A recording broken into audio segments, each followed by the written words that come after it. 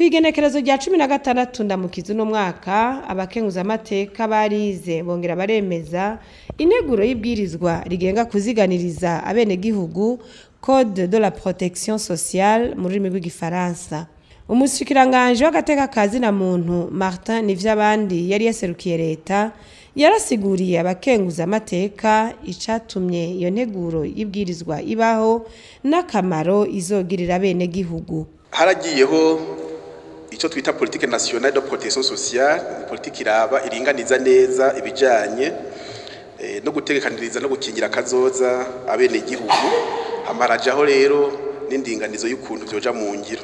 Nibihe nyamukuru biri muri no bwirizwa, hariho ibiraba imiryango muri rusange ibyo byo kuvuzanya, by'ukuri tubona nuko hari akajotisa kuba amategeko agahinyanyurwa, hanyuma hakaba n'ibindi bikorwa byokogwa kugira cyane bajya abapfasoni n'abandi bose bafise ingwara zitandukanye bashobore kuvuzwa.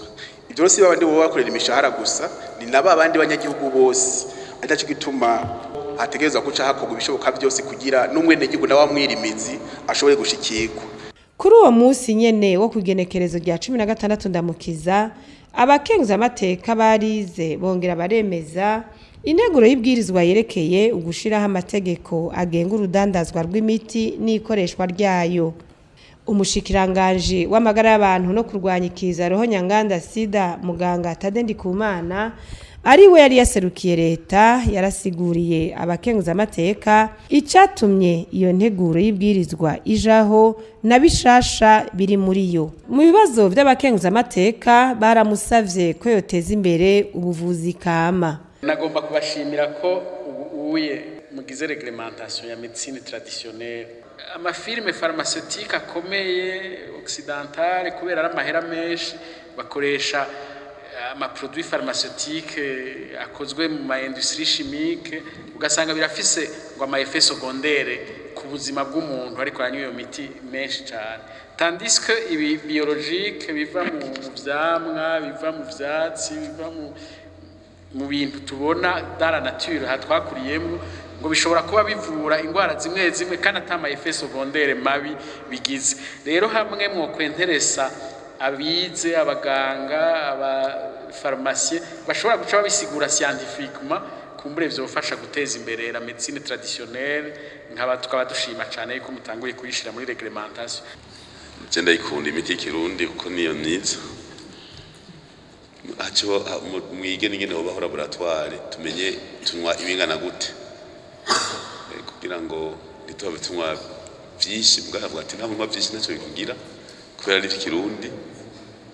Mugabo byari byiza yuko bivanye n'icyo umuntu akeneye gukiza twomenya na quantité rero byose abakora laboratoire nayo nyene muyiyumvira burya gutera imbere niterambere hamwe twoshika kuri iyi ntambwe hamwe iyi miti kirundi tuyigira igihe tukayigira imiti nyene ikaja muri farmasi y'imiti kirundi ikabaho.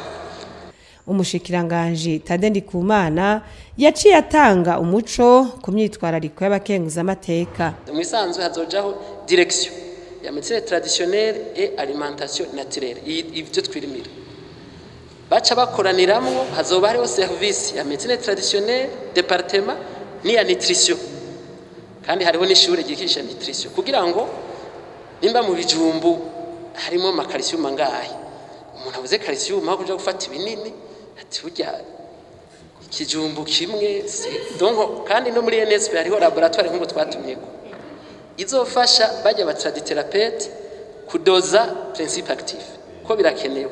Ugasanga umuntu yagerageje ati unywa ubusenke bubiri bw'umuti mugaba mwese bati principe actif ikiza ivura foie iruku bashobora kugira concentration nini ukanwa gasenke kamwe canke icupa canke akademilitre canke mililitro zingahe.